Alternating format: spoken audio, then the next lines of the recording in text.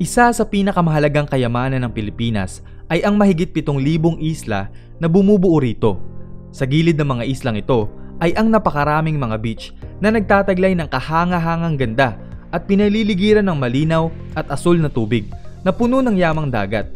Ang mga beach sa ating bansa ay kinikilala sa buong mundo at isa sa mga pangunahing dahilan kung bakit maraming turista mula sa iba't ibang bansa ang dumarayo sa atin.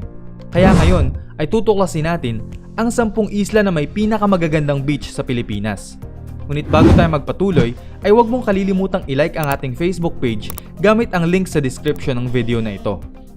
Ika-10, Pagudpud, Ilocos Norte. Ang baybaying bayan ng Pagudpud sa probinsya ng Ilocos Norte ay matatagpuan sa dulo at hilagang bahagi ng isla ng Luzon. Kinikilala rin itong Boracay of the North dahil sa pino at puting buhangin sa mga beach dito. Ngunit hindi katulad ng Boracay, ito ay simple at tahimik lamang na munisipalidad. Mararating mo ang bayan na ito pagkatapos ng 11 hanggang sa 13 oras na biyahe mula sa Maynila. Ang Blue Lagoon ang pinakasikat na beach sa Pagudpud, kung saan marami kang pwedeng gawin na water activities at pwede ka ring mag-surfing dahil malalaki ang alon sa beach na ito. Karamihan ng pumupunta rito ay hindi na rin pinapalampas ang pagkakataon na mapuntahan ang Bangi Windmills na matatagpuan sa Bangi, Ilocos Norte na katabi lamang ng Pagudpud. Ika-9, Great Santa Cruz Island, Zamboanga. Ang Great Santa Cruz Island ay isang maliit na isla sa Zamboanga City sa parteng Mindanao at dito matatagpuan ang Pink Beach. Ang mga napulbos na red corals na naanod at humalo sa puting buhangin ng dalampasigan ang dahilan kung bakit nabuo ang tinatawag na Pink Beach.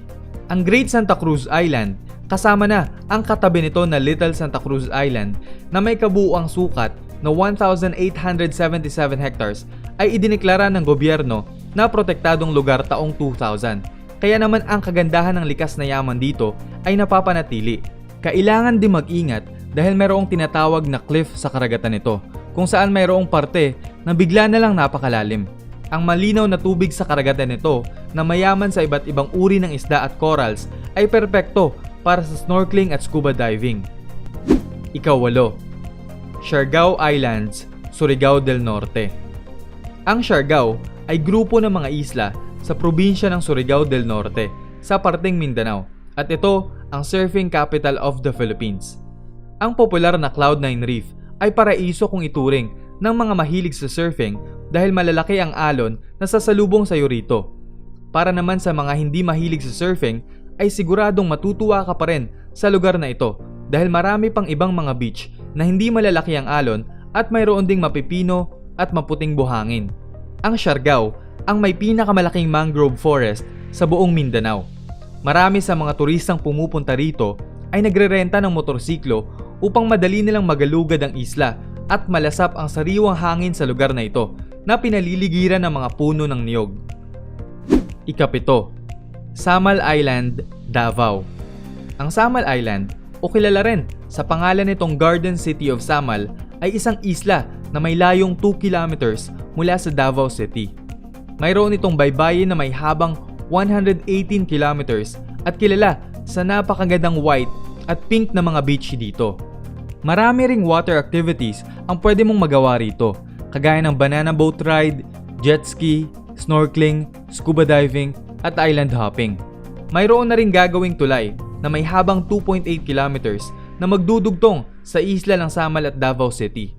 Gagastos ang pamahalaan ng 23 billion pesos sa proyektong ito at ilang taon na lang ay mas magiging madali na ang transportasyon patungo rito at aasahan na rin ang mas mabilis na pag-unlad ng isla. Ika-6, Caramoan Islands, Camarines Sur. Ang Caramoan ay isang munisipalidad na binubuo ng grupo ng mga isla sa probinsya ng Camarines Sur, Bicol Region. Kung ikaw ay mapagmahal sa kalikasan, ay siguradong mahuhumaling ka sa likas na ganda ng hindi pa nagagambalang kapaligiran dito. Ang mountain climbers naman ay pwedeng umakyat sa tuktok ng Mount Caglago upang mas makita ang napakagandang tanawin ng grupo ng mga isla sa Caramoan. Para naman sa mga deboto, ito ay isang pilgrimage site dahil matatagpuan mo rin dito ang higanteng Our Lady of Peace Grotto. Isa rin ito sa mga paboritong lokasyon ng American TV reality competition show na Survivor at iba pang international shows kagaya nito. Ikalima, Bantayan Island, Cebu. Ang Bantayan Island ay isang isla sa hilagang bahagi ng probinsya ng Cebu. Napakarami ng mga turista ang pumupunta sa Cebu at sa mga atraksyon dito, lalo na sa tuwing dinaraos ang Sinulog Festival. Kaya naman kung gusto mo ng mas mapayapang lugar ay ito ang isla na dapat mong puntahan. Napakaganda ng mga beach sa islang ito, kung saan pwede kang maligo, mag-cliff diving, kayaking, at masisilayan mo rin dito ang malagintong sunset. At para naman sa mga naghahanap ng kakaibang adventure ay mayroon ding skydiving sa islang ito. Ang magandang isla na ito ay ginamit ring lokasyon ng sikat na pelikulang Camp Sawi. Ika-4, Panglao Island, Bohol. Ang isla ng Panglao ay dating natutulog na isla, ngunit nadiskubre na rin ito at kinahumalingan ng mga taong mahilig mamasyal. Bukod sa napakagandang mga beach na matatagpuan mo rito, kagaya ng Alona Beach, ay kilala rin sa dami ng uri ng mga lamang dagat na makikita mo rito, lalo na sa mga mahilig mag-snorkeling, free diving o scuba diving. Ang dolphin watching ay isa rin sa mga paboritong gawin ng mga turista. Sumikat ang isla dahil na rin sa mga atraksyon na matatagpuan mo sa probinsya ng Bohol, kagaya ng Chocolate Hills, Tarsier Sanctuary at Man-Made Forest. At para sa mga naghahanap ng kakaibang adventure ay marami niyan dito, tulad ng bungee swing o the plunge, zipline, sky bicycle at iba pa. Ikatlo, Palawi Island, Cagayan. Ang Palawi ay isang nakahiwalay na isla sa probinsya ng Cagayan sa may parteng dulo ng Pilipinas.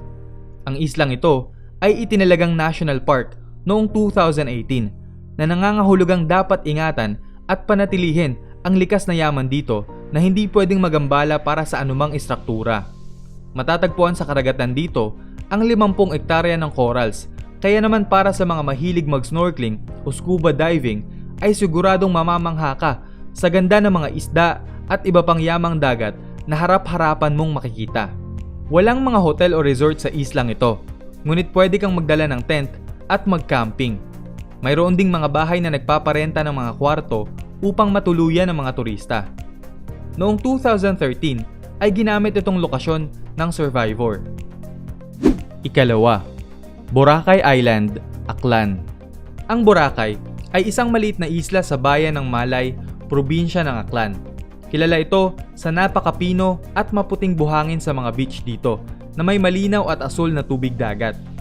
Ang kilalang White Beach na may habang 4 na kilometro ay hindi lamang paboritong destinasyon ng mga taong mahilig maligo sa beach, kundi pati na rin ng mga taong mahilig sa nightlife at sa mga party.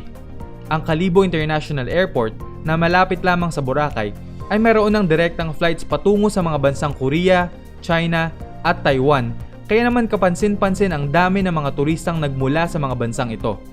Mahigit 2 milyong turista ang dumadayo sa isla ng Boracay kada taon at patuloy pa itong tumataas. Napakarami ring aktibidad ang pwede mong gawin dito, kagaya ng snorkeling, scuba diving, windsurfing, jet ski, parasailing at iba pa. At ang nangunguna, El Nido, Palawan. Ang baybaying bayan ng El Nido sa Palawan ay tinatawag na the last frontier of the Philippines dahil sa kakaibang ningning ng likas na yaman na makikita mo rito. Bukod sa magagandang mga beach at malinaw na tubig, ang walang kasing ganda na tanawin sa paligid ang dahilan kung bakit ito ang nangunguna sa ating listahan. El Nido ang may pinakamalaking marine reserve and sanctuary sa Pilipinas na may lawak na 903.21 square kilometers.